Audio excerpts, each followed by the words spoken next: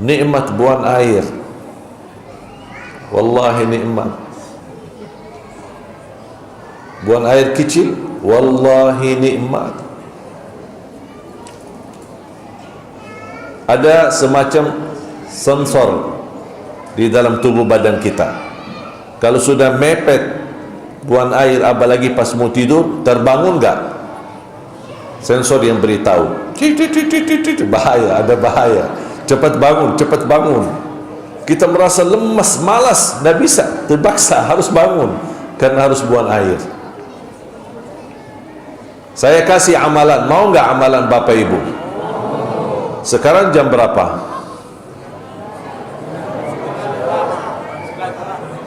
Jam 9 kurang. Anggap jam 9. Amalannya dari jam 9 sekarang sampai jam 9 besok malam, tahan, jangan buang air kecil. Itu amalannya. Siap? Bisa nggak kira-kira? Apalagi minum air banyak.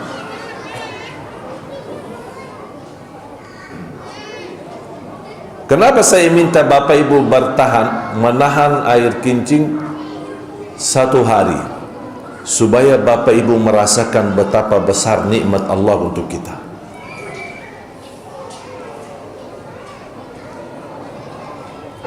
Ada seorang bapa dibawa ke rumah sakit malam hari karena tidak bisa buang air.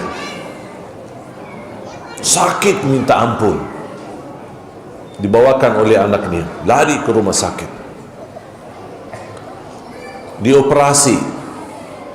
Lihat dokternya keadaan, segera dioperasi. Ini tidak bisa ditunda.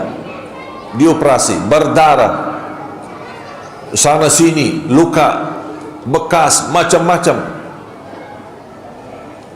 Beberapa hampir 1,5 jam baru bisa keluarkan air, buang airnya. Bagi selang lagi.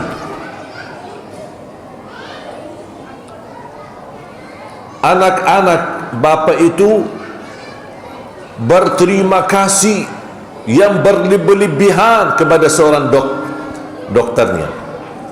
Terima kasih Pak Dok, membantu ayah kami. Aduh ya Allah, nangisnya tadi malam minta ampun.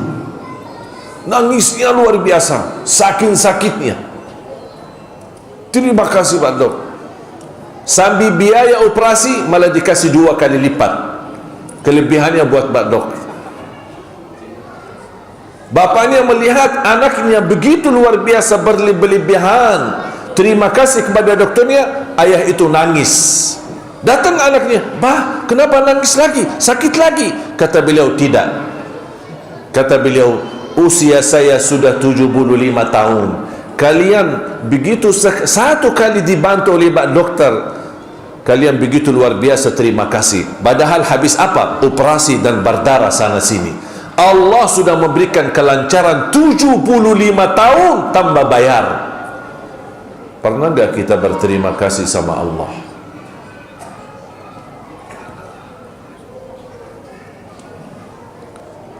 Saya pernah mencoba untuk menyadarkan diri saya, hamba dhaif, tidak boleh merasa diri hebat, tidak boleh merasa dirinya lebih baik daripada orang lain, dan saya ingin uji saya sejauh mana saya betul-betul mensyukuri nikmat Allah yang diberikan.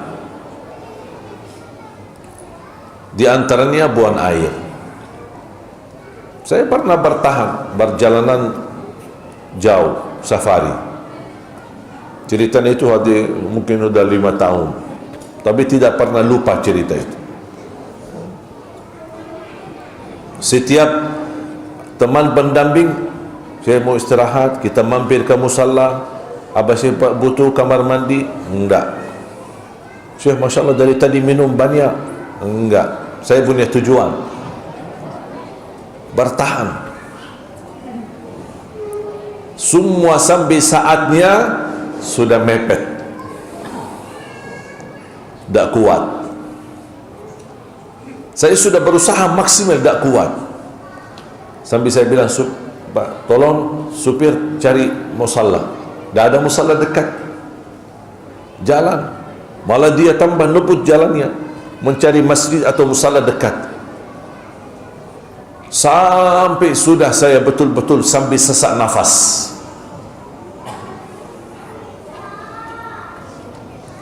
Begitu sampai, kira-kira Bapak Ibu, saya turun dari mobil, jalan khusyuk atau lari? Hah? Lari.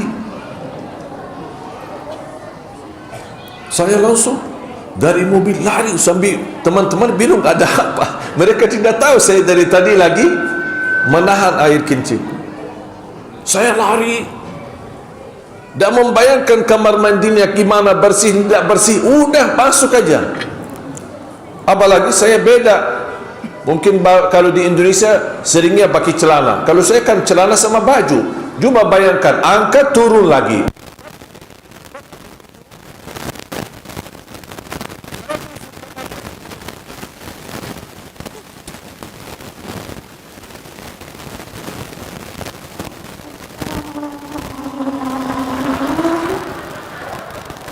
Terjadi nggak? Pernah nggak rasakan Bapak Ibu? Tapi kayaknya yang saya rasakan belum dirasakan oleh Bapak Ibu. Wallahi di saat itu saya meneteskan air mata. Betapa diberikan karunia oleh Allah kelancaran buang air. Bisa nggak satu saat kun fayakun, tutup keran? Mau buang air tidak bisa, Allah sudah tutup. Allah tutup, sudah tidak bisa keluar. Bisa terjadi? Bisa terjadi.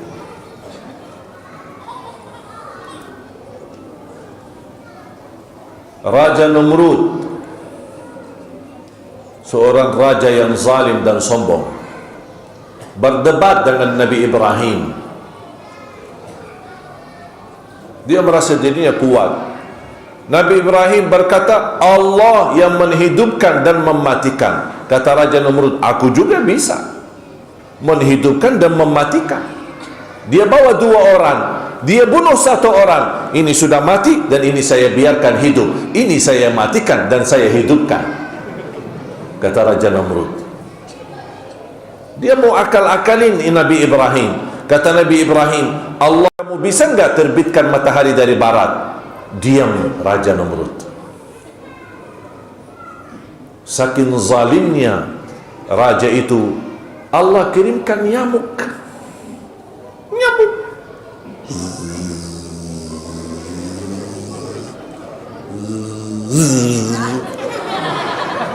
Masuk melalui hidungnya, berdiam di kepala. Diam, tidak ada sakit. Tiba-tiba di dalam, semua ahli medis datang. Raja, ini obat, tidak ada obat, tidak bisa. Gimana mau belah kepalanya? Cari nyamuk itu. Akhirnya menemukan obatnya, dibukul pakai sandal. Itu obatnya. Kata raja, ayo coba.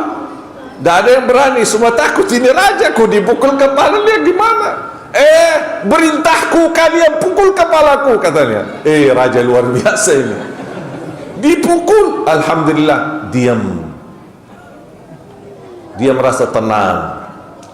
Dipukul lagi, aktif lagi nyamuk. Pagi, siang, malam begitu keadaan. Dipukul, habis dipukul diam. Dilepas, dipukul lagi. Apa yang terjadi? Dipukul terus kepalanya sampai raja itu mati. Kamu merasa dirimu lawan Allah.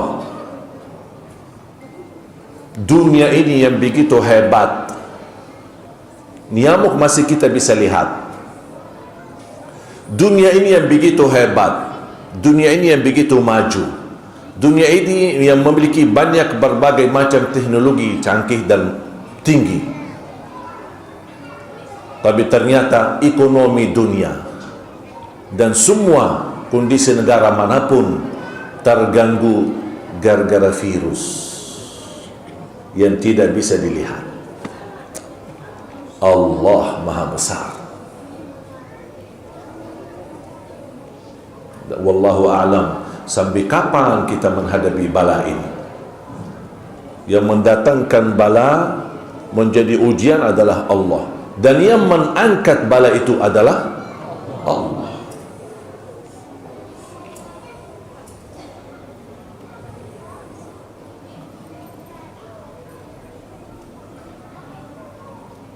Saya sudah berapa kali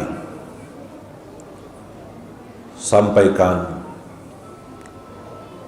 ke beberapa pejabat negeri ini, beberapa pimpinan daerah, semenjak corona, kenapa tidak ada istighasah? Ini kan bala. Lama tak turun hujan malah salat istighasah, minta tolong istisqa. Ada bencana, kita istighasah, memohon pertolongan supaya Allah angkat bala ini. Tapi kenapa pas corona tidak ada istighasah? Baru difikirkan. Di zaman Umar bin Abdul Aziz sebagai khalifah, pemimpin, pernah beliau ada masa sudah cukup lama tidak hujan, sampai orang menadu kepada Amirul Mukminin, bagaimana solusinya? Tanam-tanaman kami habis kering, binatang-binatang pun mati karena haus, tidak ada air. Beliau kumpulkan, suruh istisqa. Beliau jadi imam. Habis jadi imam naik mimbar. Apa isi khutbah istisqa? Hanya istighfar. Astaghfirullah, ya Allah, gara-gara dosa kami tidak turun hujan. Astaghfirullah, ya Allah, gara-gara kezaliman kami tidak turun hujan. Astaghfirullah, sambil beristighfar terus. Dengan istighfar sambil semua jemaah ikut beristighfar, Allah turunkan hujan.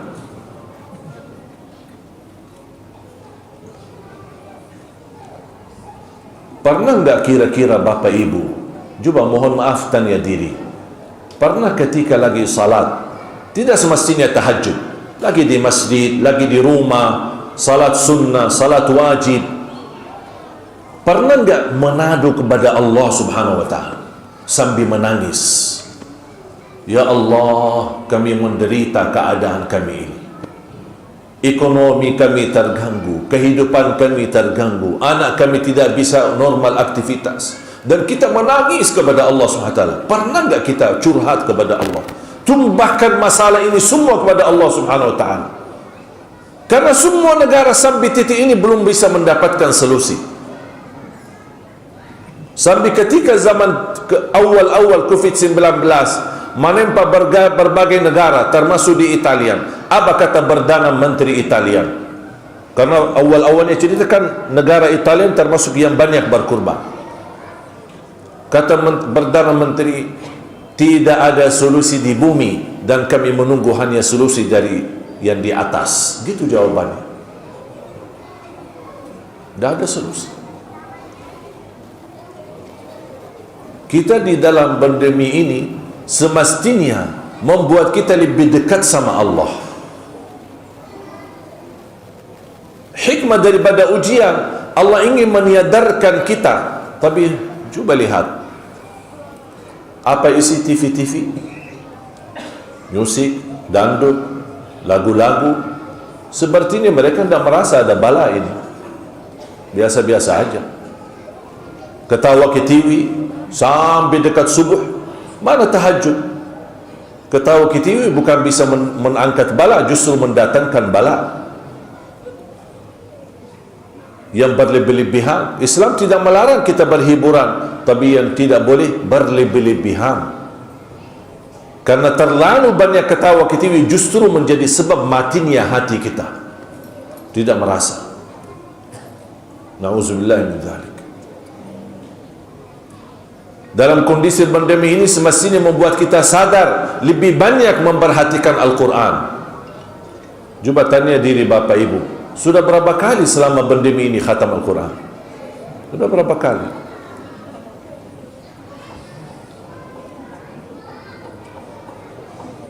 Kalau kita menghadap pandemi 6 bulan, 7 bulan, 8 bulan, semestinya minimal sudah 8 kali khatam Al-Quran. Menjadi ikhtiar, wasilah. Cuba kalau kita semua ramai-ramai kita membaca Al-Quran sambil khatam dengan niat, ya Allah kami tujukan wasilah khataman Al-Quran, ya Allah mohon diangkat bala dan musibah yang kita hadapi ini. Dan mungkin Allah membiarkan, pasti ditolong. Tapi mohon maaf, betapa musibah yang datang menembak kita, tapi mohon maaf, manusia masih biasa-biasa aja. Seolah-olah tahu dirinya hebat dan bisa melawan COVID-19 ini. Dan kita merasa ada takut. Bukan takut COVID-19, takut dari azab yang lebih parah.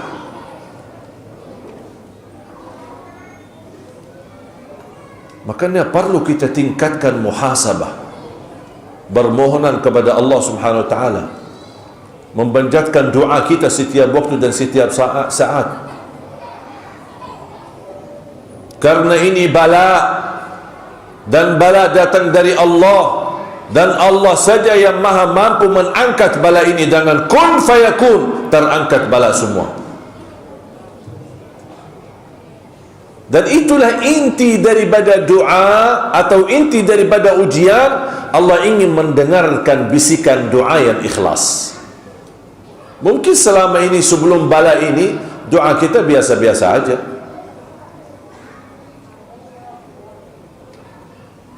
Kira-kira pas lagi senang doanya gimana? Biasa. Allahumma ya Allah, ampunilah dosa kami, ya Allah mudahkan urusan rezeki kami, ya Allah muliakan orang tua kami, ya biasa-biasa. Tapi cuba kalau lagi ditekan dengan ujian, Bapak Ibu dapat musibah dalam rumah tangga, musibah tercepat hutang, musibah sakit, kira-kira bisikan doanya gimana? Ya Allah, dan nangis di luar. Karena terasa sedang lagi butuh pertolongan dari Allah. Dan sayang sekali, pandemi yang terjadi ternyata belum mencukupi untuk membisik doa kita menjadi doa yang murni ikhlas. Masih biasa-biasa aja. Berapa banyak kita menangis ketika kita duduk di atas sajadah? Berapa titisan air mata ketika kita bermunajat kepada Allah di saat musibah pandemi ini, musibah COVID-19? Berapa banyak wirid zikir kita? Sudah mencapai berapa banyak tahlil? Atau hanya tahlilan dilakukan pas saat ada orang mati? Sedangkan kita yang lagi hidup membutuhkan mengangkat zikir dan meningkatkan zikir kepada Allah supaya Allah Subhanahu wa taala mengangkat bala ini. Doa, sedekah, tahajud, baca Quran, ini kan semua amalan-amalan wasilah mengangkat bala, menolak bala.